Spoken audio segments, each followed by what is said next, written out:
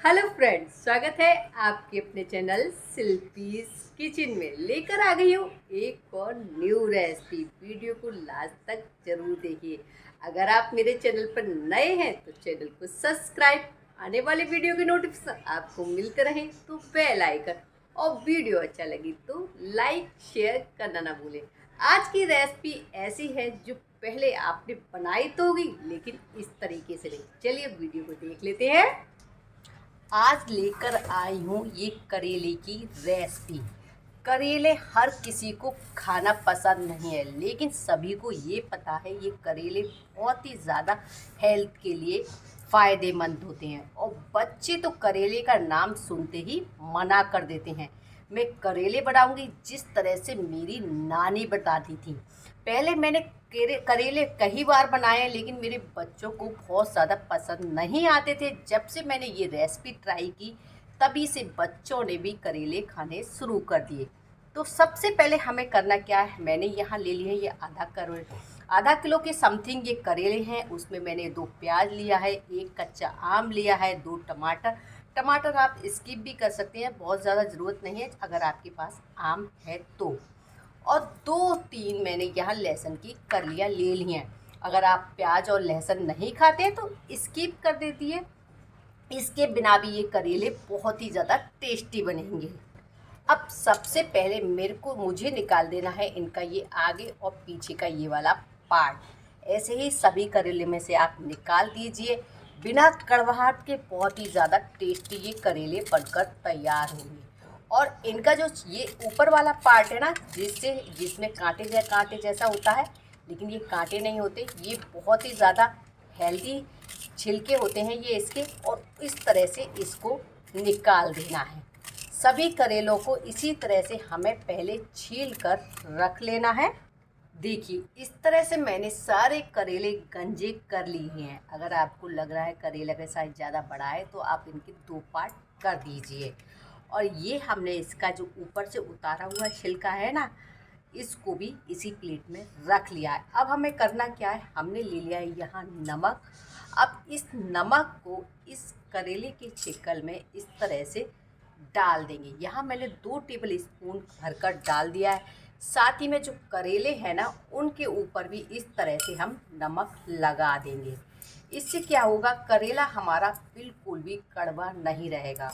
और नमक लगाकर आधे से 1 घंटे के लिए इन करेलों को हम रख देंगे। आधे से 1 घंटे के लिए इन करेलों को आप चाहें तो 1 घंटे की धूप में भी इसे रख सकते हैं, नहीं तो ऐसे ही रखा छोड़ दीजिए। यहाँ हमने ले लिया है एक चॉपर, और इस प्याज को इस चॉपर में डालकर महीन महीन चॉप कर लेते हैं। साथ ही में इसमें डाल देते हैं लहसुन, और इसको हम चॉप कर लेंगे।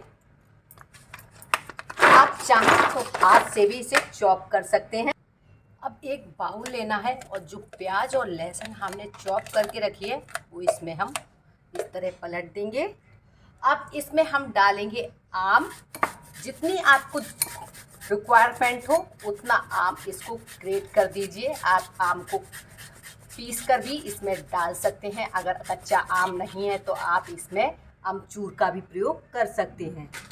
अब हम इसमें डालेंगे 1 टेबल स्पून धनिया पाउडर, 1 टीस्पून डालेंगे हल्दी पाउडर, 1 टीस्पून डालेंगे लाल मिर्ची पाउडर, 1 टेबल स्पून भरकर डालेंगे सौंफ का पाउडर यानी कि फेनल सीड का पाउडर, 1 पिंच डालेंगे हींग, 1 टीस्पून डालेंगे काला वाला नमक, और 1 टीस्पून भरकर डाल देंगे सफ़ेद नमक।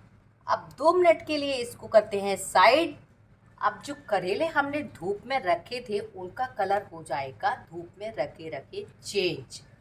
अब इन करेलों में हम लगा देंगे बीच में से चीरा, जैसे हम मिर्ची में लगाते हैं ना, उसी तरह से। और इससे हमें पता चल जाएगा करेले हमारे ख़राब तो नहीं है। दूसरा पता चल जाएगा करेले हमारे पके हुए तो नहीं हैं। देखिए करेले हमारे बिल्कुल भी ख़राब नहीं है, लेकिन इनके बीज पके हुए हैं, तो आप इनको इस तरह से निकाल दीजिए। क्योंकि पके हुए बीज का टेस्ट बहुत ज़्यादा अच्छा नहीं आता है। इस तरह से इन्हें निकाल कर अलग कर दीजिए।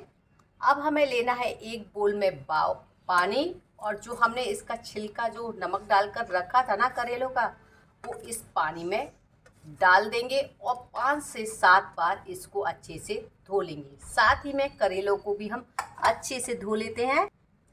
इससे क्या होता है धोने से कि करेले में जो भी कड़वाहट होगी ना इस पानी में निकल जाएगी और करेले हमारे बहुत ही ज़्यादा टेस्टी भी बनते हैं। देखिए आप इसका कलर देख सकते हैं किस तरह से इसमें हल्के हल्के झाग बन रहे हैं, ये निकल जाएंगे।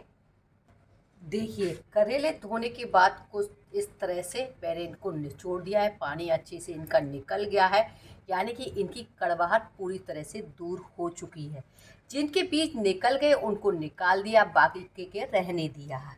और इसी तरह मैंने इसकी छिलके को भी इस तरह से अच्छे से 5 से 7 बार धो लिया है और इसका पानी निकाल दिया है। अब इसमें हमने जो मसाला तैयार किया है ना वो इसमें इस तरह से डाल देंगे। अगर आपको नमक कम लग रहा है या जो भी मसालों की क्वांटिटी कम लग रही है वो आप इसमें बढ़ा सकते हैं और इसको इस तरह से मिक्स कर लेंगे। ये हमारा करेलों की स्टफिंग बनकर तैयार हो गई है। अब यहाँ मेरी स्टफिंग हो गई है तैयार और करेले भी हमारे इस तरह से छिले हुए रखे हुए हैं। अब हमें करना क्या है, जो स्टफिंग हमने बनाकर रखी है ना इन करेलों में इस तरह से पूरा अच्छे से भर दीजिए। ये देखिए, अगर आपको लग रहा है आपका करेला कुछ ज़्यादा ही बड़ा है तो उसके 2 पीस कर दीजिए। अभी मैं बताऊंगी अगर करेलों की स्टफिंग बाहर ना निकले उसका भी मैं तरीका बताऊंगी कि क्या करना है। देखिए इस तरह से मैंने सारे करेले अपने भरकर रख लिए हैं। अब इनकी स्टफिंग बिल्कुल भी बाहर ना निकले उसके लिए करना क्या है, मेरी नानी जो करती थी वो बहुत ही मुझे आइडिया बहुत अच्छा लगा। इस तरह से आप कोई भी कच्चा धागा ले सकते हैं किसी भी कलर का। मैंने वाइट इसलिए लिया है जिससे आपको मैं अच्छे से दिखा पाऊँ। अब क्या करना है, आपको ये करेला उठाना है और इसके चारों तरफ इस तरह से लपेटना है। इससे क्या होगा, जो इसकी स्टफिंग है ना आपको ये फ्राई करते समय बिल्कुल भी नहीं निकलेगी। इस तरह से आपको बांध देना है नीचे तक। इस तरह से आपको बांधने से क्या होगा, ये करेला बिल्कुल खुलेगा नहीं और स्टफिंग ऐसी की ऐसी इसकी बंधी रहेगी। और लास्ट का धागा इस तरह से काट दीजिए कैंची से या हाथ से, आप जैसे भी कर पाए कर दीजिए। ये देखिए, अब मैं ये भी बताऊंगी इसको फिर बाद में करना क्या। इस तरह से हम सारे करेले बांध लेते हैं। देखिए बाकी के जो करेले थे मैंने उनके 2 पार्ट कर दिए थे क्योंकि बहुत ज़्यादा बड़े हो रहे थे और सारे करेले मैंने इस तरह से बांध दिए हैं, बिल्कुल भी इसकी स्टफिंग बाहर नहीं निकलेगी। अब हम चलते हैं गैस की तरफ। गैस पर मैंने पैन रख लिया है। पैन में मैंने आधे चमचे से भी कम सरसों का तेल डाला है। बहुत ज़्यादा तेल इसमें डालने की बिल्कुल ज़रूरत नहीं है, तेल अच्छे से पकना चाहिए। अब हम इसमें डाल देंगे 1 पिंच के करीब हींग। ऊपर से डालने से इसका जो फ्लेवर आता है वो एकदम मस्त आता है। और जो करेले हमने बांध कर रखे हैं ना इस तरह से इसमें सेट करते जाइए। ये देखिए बड़े आराम से इसमें सारे करेले सेट हो जाएंगे और इन्हें कवर कर देते हैं। 5 मिनट के बाद अब इन करेलों को हम इस तरह से पलट देंगे। सब तरफ से उलटते पलटते हमें हल्का हल्का ब्राउन इनको सेक लेना है। देखिए उलटते पलटते हर तरफ से ये हल्के हल्के ब्राउन हो गए हैं, बिल्कुल भी ये नहीं जले हैं। आप देख सकते हैं, इसको मैं आपको सब तरफ से पलट पलट के दिखा देती हूँ। ये देखिए हल्का हल्का ब्राउन है, इसका मसाला भी बिल्कुल भी नहीं जला है। ये देखिए, और इसका ये क्रिस्पीपन आप देख सकते हैं सब तरफ से। ये देखिए मैंने कितना इनको नीचे से क्रिस्पी बना दिया है। ये देखिए आप इसका मसाला भी देख लीजिए, बिल्कुल नहीं जला है। और मैंने इनको मीडियम टू लो फ्लेम पर पकाया है। बस 1 से 2 मिनट और इसको हम ढककर पका लेते हैं, फिर मैं आपको इसकी प्लेटिंग करके दिखाती हूँ। लीजिए बनकर तैयार है ये क्रिस्पी करारे करेले। आप देख सकते हैं बिल्कुल भी नहीं जले हैं कहीं भी। ना ऊपर की स्टफिंग आप देख सकते हैं बिल्कुल भी ख़राब नहीं हुई है, ना ही बिल्कुल निकली है। ये देखिए नीचे भी हल्का हल्का ब्राउन है और बहुत ही ज़्यादा क्रिस्प है। जब ये ठंडे हो जाए और आप खाने जा रहे हैं उससे थोड़ी देर पहले इस तरह से इनका ये धागा आप निकाल दीजिए। ये अभी गर्म है, देखिए बड़े आराम से ये धागा निकल जाए। इसी तरह आप सभी करेलों का धागा पहले निकाल दीजिए, उसके बाद आप इनको सर्व कीजिए। आज की ये करेले की रेसिपी आपको कैसी लगी कमेंट्स करके ज़रूर बताएं। आज की ये रेसिपी आपको कैसी लगी कमेंट्स करके ज़रूर बताएं। अच्छी लगी तो लाइक शेयर करना ना भूलें।